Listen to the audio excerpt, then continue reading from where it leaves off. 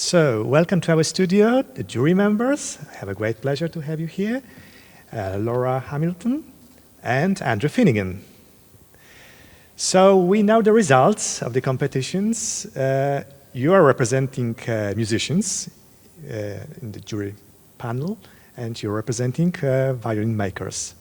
So, what could you say about the winning instrument? From your point of view and from your point of view, of course. I thought the sound of the gold prize winner was exceptional. Wow. Really exceptional. So I was pleased that many of my colleagues agreed. It was obvious for all of you that it will be winning instrument? Unanimous?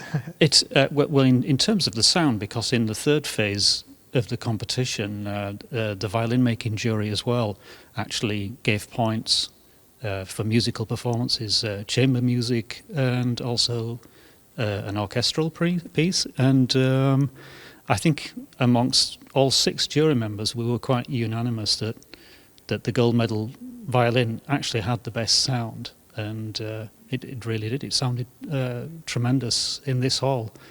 Mm-hmm. Yeah. With 2 different violinists, too. Yeah. Over the course of the competition, we heard it in performance with 2 different violinists in 2 different halls, and it performed beautifully in both tests. Mm-hmm. And I had the occasion to play on the violin, too, in the second round. And in fact, all 3 of the prize-winning violins were, for me, very, very strong performers with the acoustic properties and also the ease of playing. So I was pleased with the results. Mm-hmm. Yes. So what criteria were the most important for you and for you judging the instruments? Probably somewhat different because of our different fields of expertise. Andrew, why don't you begin? Okay. Yes. Well, of course, in a violin, it's a complicated object, and it has to work as a musical instrument too, and it also has to look beautiful too. There are a lot of technical aspects to get right for it to actually be a good violin, acoustically and aesthetically. So we're looking at technical aspects, so the construction, and also quite crucially the setup as well of the instrument, which is of paramount to players like Laura, that the strings are not too high above the fingerboard, that the bridge, that the strings run over and actually transmits the sound to the instrument, that's been cut correctly so that it enhances the sound rather than making a negative effect on the sound. The aesthetic qualities of the violin are also of importance. Of course, the varnish. Everyone talks about varnish when it comes to violins, and that comprises, the quality of the varnish comprises quite a high of our overall marks that we give to an individual instrument. And then at the end, we also have something called stylistic impression, and that's also very important. Has the instrument got character? Is it a piece of art? Is it a sculptural? And it shouldn't just be. You can have a very good sounding violin, but it can look quite boring if a lot of the details, if the artistry is not there in the execution of some of the aesthetic details, such as the f-holes and the outline and the purfling, the inlaid lines around the edge of the violin, and these are all important, and they all add. They're small details, but they add to the overall impression of an instrument. It's very important. Yeah. And your perspective? So as a musician, what matters to me is how it sounds and how it feels to play. So we were ranking the violins, assessing them for power and projection, which of course is very important for a solo instrument to be able to be heard over the whole mass of the orchestra. Power and projection, tone, timbre, which can be quite subjective. The qualities of the tone, which can be complex and personal to assess.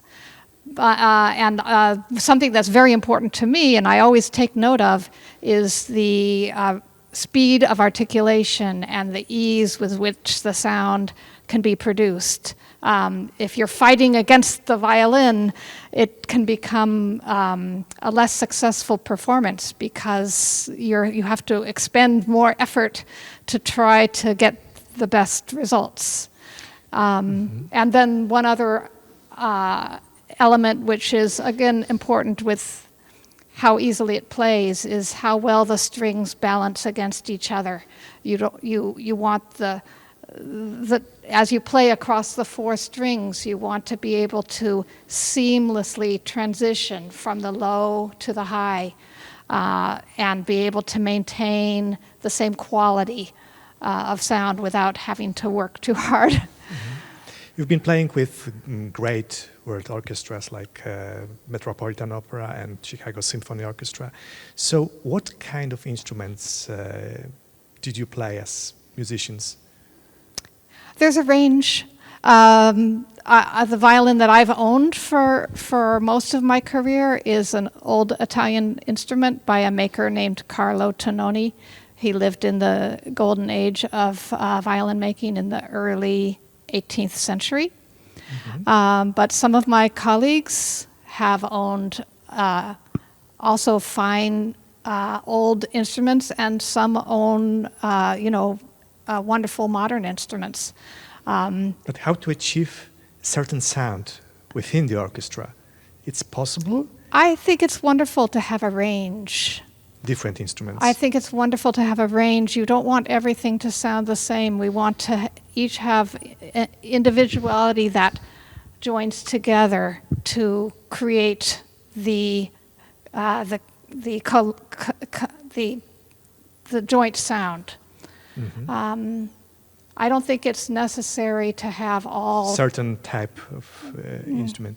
I'm thinking about the Wiener Philharmoniker. So probably they use certain kind of. They might have a different philosophy than an American orchestra. We were just talking about Americans tend to be individualistic, and maybe that applies to us as musicians as well.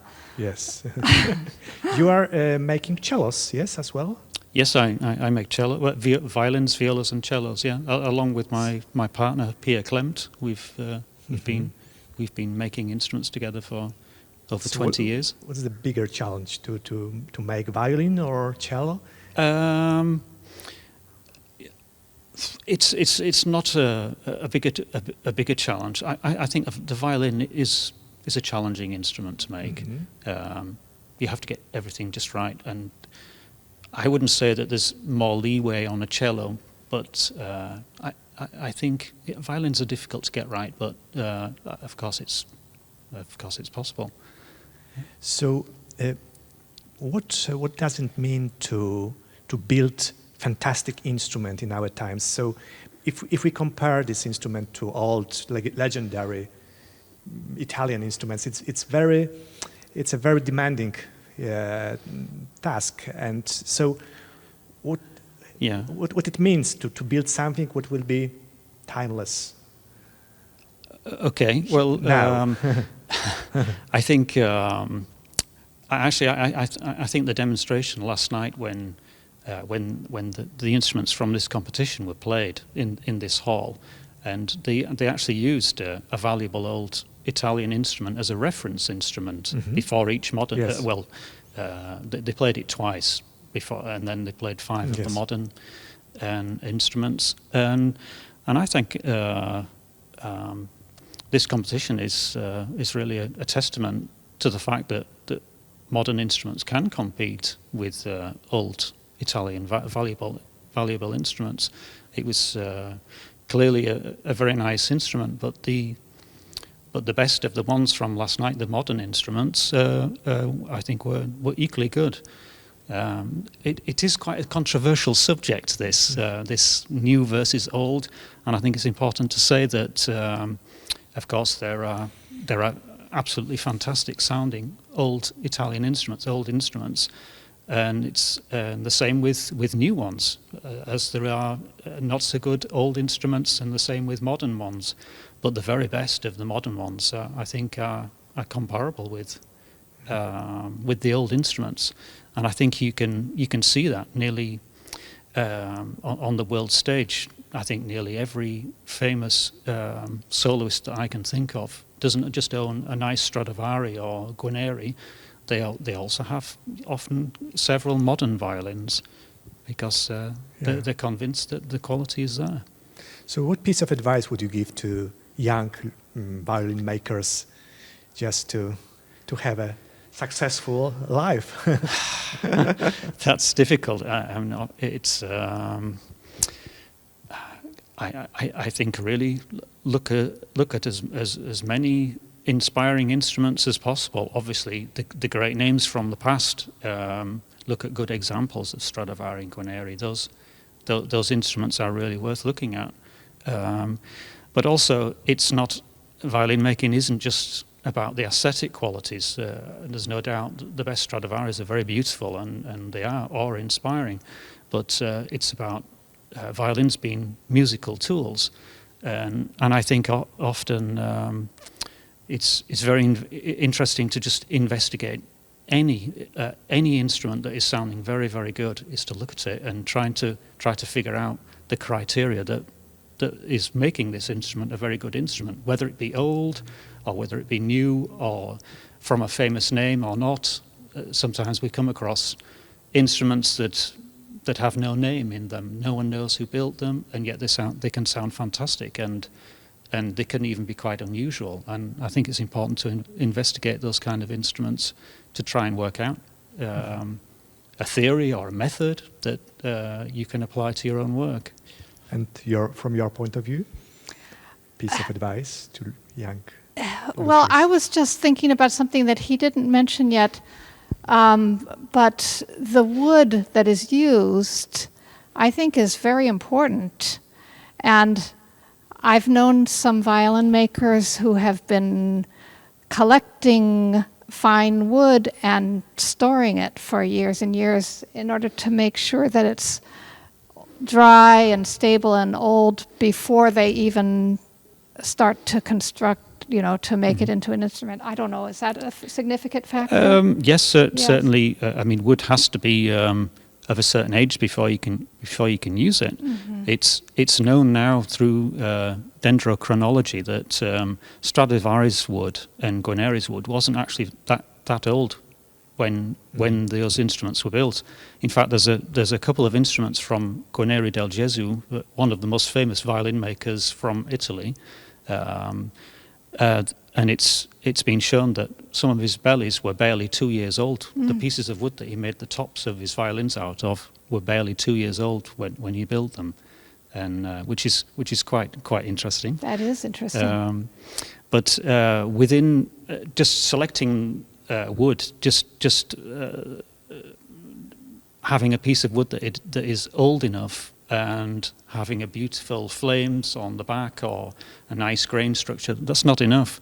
There are other characteristics to the wood which are very important.